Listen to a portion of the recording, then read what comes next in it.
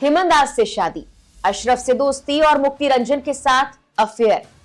क्या महालक्ष्मी का सच यही है? वो महालक्ष्मी जिसे उसके ही किराए के कमरे में 59 टुकड़ों में काटकर 165 लीटर के फ्रिज में ठूंस दिया गया।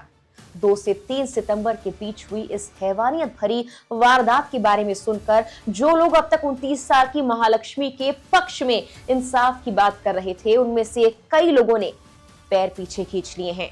उनका मानना है महालक्ष्मी ने जो किया वो ही उसकी मौत का कारण बन गया। सोशल मीडिया पर आ रहे कमेंट्स इस बात की तस्दीक भी करते हैं। खैर, कत्ल जैसी वारदात तो कभी सही हो ही नहीं सकती, लेकिन वो कारण जिसने लोगों की सोच को महज कुछ घंटों में बदल दिया, वो है महालक्ष्मी की लव ट्रायंगल और अवैध संबंधों में उलझी कहानी। क्या वाकई ये सच है? पुलिस रिकॉर्ड्स, लोगों के बयान और जांच क्या कहती है, बताते हैं सब कुछ आपको इस वीडियो में। नमस्कार, मेरा नाम है मेघना सचदेवा, आप मुझे देख रहे हैं लोकमत हिंदी पर। यह कहानी महालक्ष्मी के हंसते खेलते परिवार से शुरू हुई जो बेंगलुरु आकर बस गया। उसकी और हेमंत दास की एक छोटी बेटी हुई। महालक्ष्मी बेंगलुरु में आने के बाद से ही एक मॉल में टीम लीड की पोजीशन पर काम कर रही थी। सब कुछ अच्छा था, लेकिन दोनों पति पत्नी के बीच झगड़े तब शुरू हुए जब एक हेयर ड्रेसर के साथ महालक्ष्मी की चैट उसके पति ने पकड़ ली। हेमंत के दावों के मुताबिक अशरफ बेंगलुरु में एक हेयर ड्रेसर के तौर पर काम कर रहा था। वैसे वो उत्तराखंड का रहने वाला था। उसका और महालक्ष्मी का अफेयर था और यही हेमंत और महालक्ष्मी के बीच झगड़े की सबसे बड़ी वजह बन गया। अशरफ अक्सर महालक्ष्मी को बाइक से घर पर छोड़ने के लिए आया करता था। ये बात पति हेमंत को पसंद नहीं थी। दोनों के बीच दरार आ गई और वो अलग हो गए। अब दोनों अलग अलग रहने लगे। महालक्ष्मी पहले अपने परिवार के पास रही और फिर किराए के मकान में चली गई। पति हेमंत दास को महालक्ष्मी के अरशद से अफेयर का शक था, लेकिन महालक्ष्मी अपने ऑफिस वाले दोस्त मुक्ति के साथ भी एक रिश्ते में थी। ये दावा भी खुद मुक्ति के भाई सत्यरंजन रॉय ने किया है। सत्यरंजन ने पुलिस को ये बताया कि मुक्ति ने उसे एक दिन फोन कर बताया था कि महालक्ष्मी उसे ब्लैकमेल कर रही है। उसने कहा कि लड़की ने मुझसे सोने की चेन 7 लाख रुपए ले लिए। सत्यरंजन ने बताया कि हमारी फैमिली को ये बात जब पता लगी तो वो काफी नाराज हुए।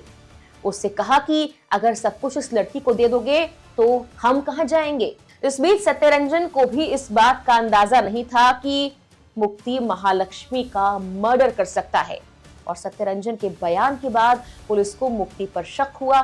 फिर उन्होंने मुक्ति की तलाश की, लेकिन उससे कोई पूछताछ हो पाती उससे पहले ही मुक्ति ने सुसाइड कर लिया उड़ीसा में और एक नोट भी छोड़ गया।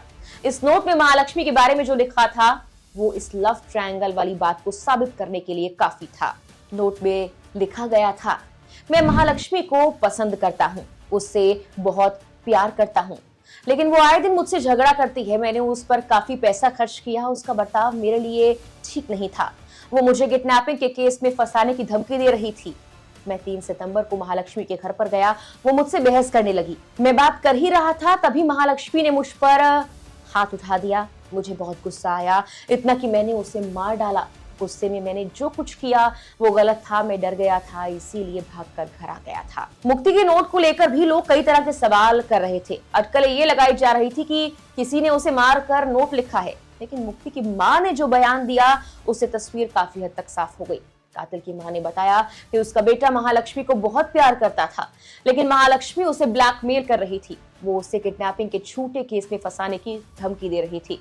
इस बात से मुक्ति डिप्रेशन में जाने लगा था।